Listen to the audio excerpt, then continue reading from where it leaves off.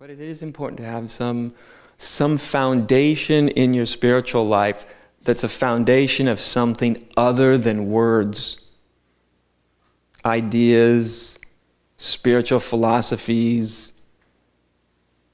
You know, it's important that there's something other than just as my teacher used to say, it's so easy for this to turn into just talk.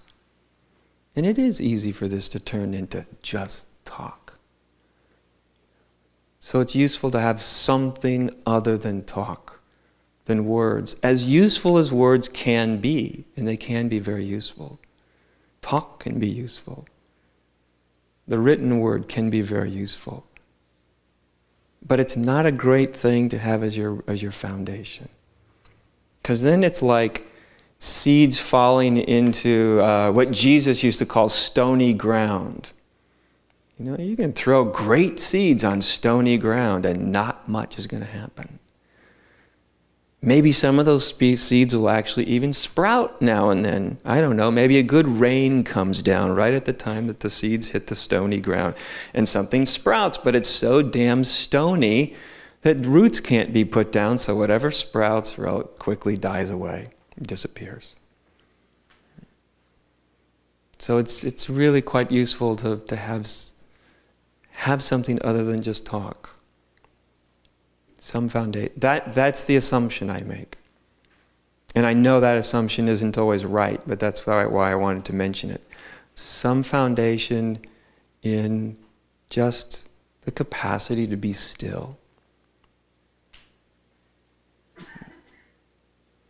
Be still means stop interfering with what's happening. Just take a moment. Stop interfering with what's happening. You know? Sit on your porch. They don't have many porches out in the West, unfortunately. You got to go back to the East to get good porches. But, you know, I'm really too bad about the West. We're not into porches, but anyway. Pretend like you're sitting on your porch. I don't know, pull your chair into your backyard or something.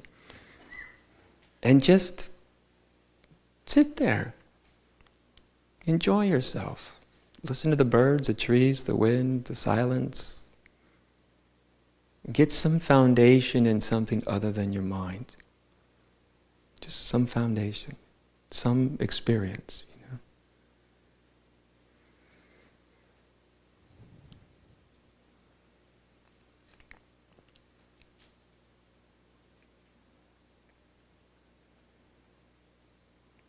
You'll be amazed that when you have a little bit of foundation in being quiet now and then, that you can listen to anything. You can listen from a much deeper place. I mean, things actually, not just listen, but experience. Any experience from a much deeper place. It's a much more full and rich place. It's really quite amazing.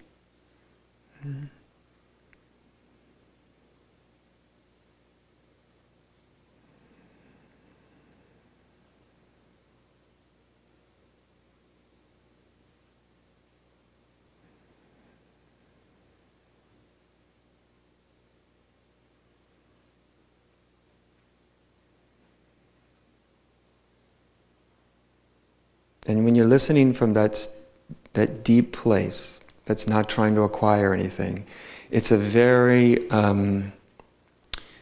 sort of a pregnant ground. Then it's a place where moments of insight, that's where they come from. Moments of insight come from that place of silence.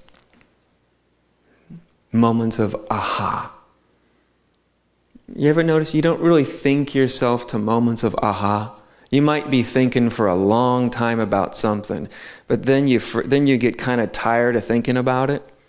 You know, maybe you've rummaged it through your brain for hours or days or weeks, and you're just like, I'm tired, I can't think about it anymore. And you just kind of let it go. And then right about that time, aha! Oh! You know?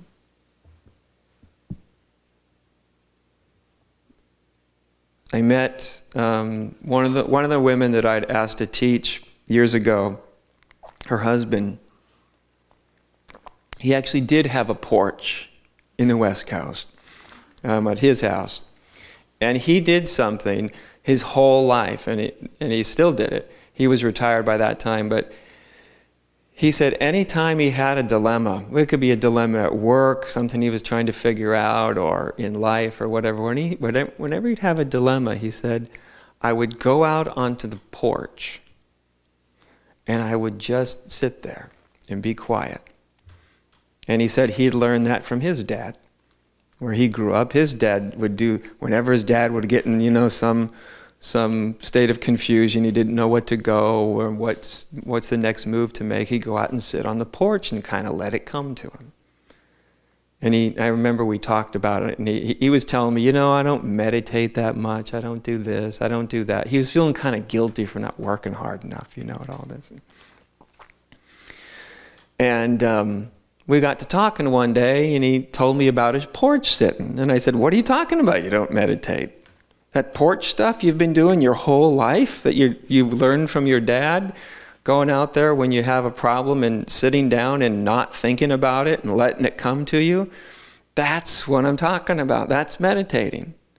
And he said, yeah, but that's not like, having a great posture and, twisting your legs up like a pretzel. And, he said, I'm not really thinking about God or anything like that. And I said, none of that's necessary. It's that attitude, And by the way, he also said, he said, if I sat there long enough, I always got the answer that I needed. He said, at the most, it'd take me 2 or 3 days of porch sitting. Or 2 or 3 evenings, because he worked with porch sitting, and I would get whatever I needed, Now that's wisdom, That's a real, just down-home, homespun way to find wisdom. He knew how to listen. He knew how to let go of his acquiring mind, his mind that wanted to try to figure it out, get the right answer. And by the way, this was a very, very educated physicist. He wasn't a dummy. He wasn't somebody who didn't know how to use his mind to figure things out. He had a very, very powerful, well-trained mind. But fortunately, he had been part of that tradition in his family of porch sitting. So, have a little foundation in porch sitting.